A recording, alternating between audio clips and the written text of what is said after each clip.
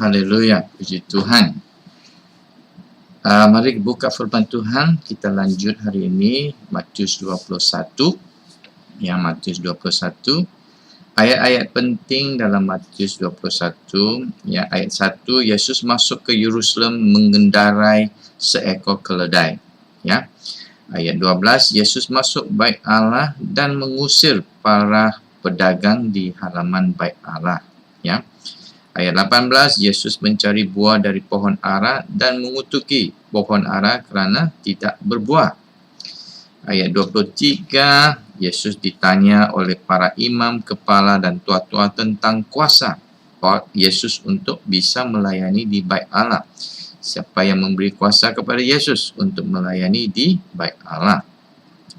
Ayat 28, Yesus menegur para imam dan tua-tua dengan kiasan tentang dua orang anak. Dan ayat 33, Yesus teruskan pengajarannya dengan perumpamaan pengarap.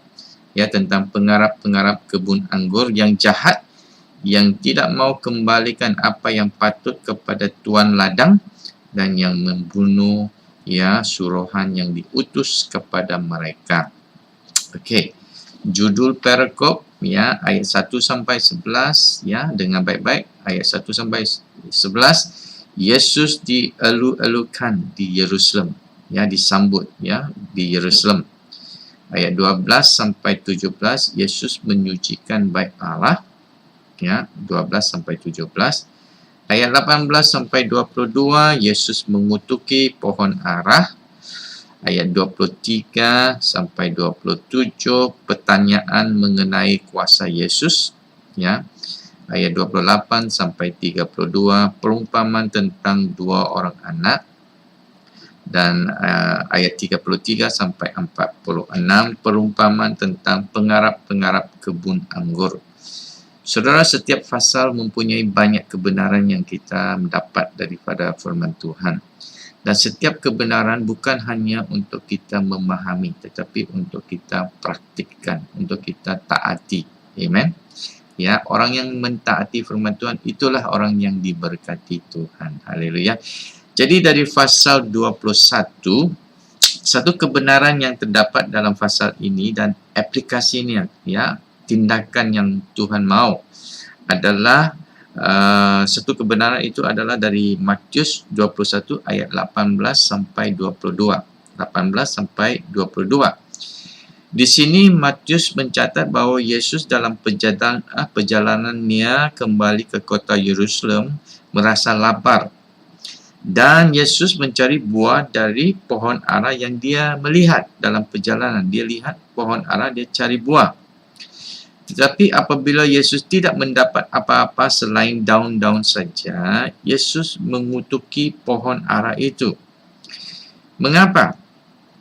Adakah Yesus itu pemarah? Kerana dia tidak dapat apa yang dia inginkan, dia marah dan dia mengutuki pohon itu? Tidak.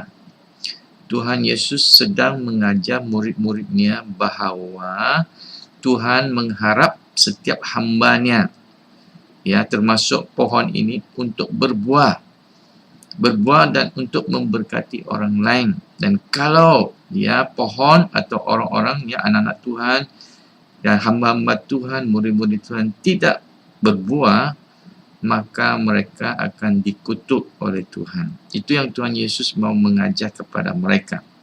Okey, Jadi saudara, Yesus melakukan demikian untuk mengajar murid-muridnya bahawa setiap ciptaan Tuhan harus berbuah, harus memberkati orang lain. Dan kerana pohon ara itu tidak berbuah pada waktu diperlukan buah, maka Tuhan mengucapkan kutuk atas pohon itu. Saudara, kebenaran ini lebih jelas dilihat dalam Ibrani pasal 6. Boleh dilihat lebih jelas Ibrani pasal 6. Ibrani 6 ayat 7 sampai 8. Tolong dibaca Yohanes 6 pasal 6 ayat 7 sampai 8. Yohanes 15 ayat 1 sampai 8. Yohanes 15 ayat 1 sampai 8. Saudara, kerana kebenaran ini kita harus menguji diri sendiri.